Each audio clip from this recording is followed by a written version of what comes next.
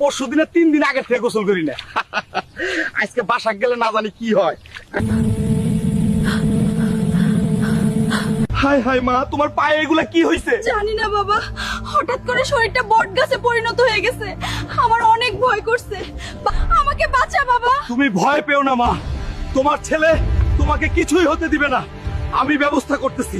কবিরাজ, আমার মায়ের পায়ে বটগাছ হইছে, আমার মাকে বাঁচান। বলিস কি এসব? এটা তো খুবই ভয়ঙ্কর বিষয়। জলদি চল তোর মায়ের কাছে। হাই হাই, এটা তো ভয়ঙ্কর ডাইনির কাজ। ওই বট ডাইনি তোর মাকে অভিশাপ দিছে।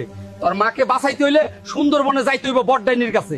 হ্যাঁ, আমি এখনই যাইতাছি ওই বট ডাইনিরে ধরতে। আমার মায়ের কিছু হইলে আমি পুরো দুনিয়া উল্টাই ফেলবো।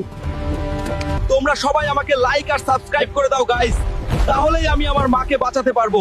Please guys, please.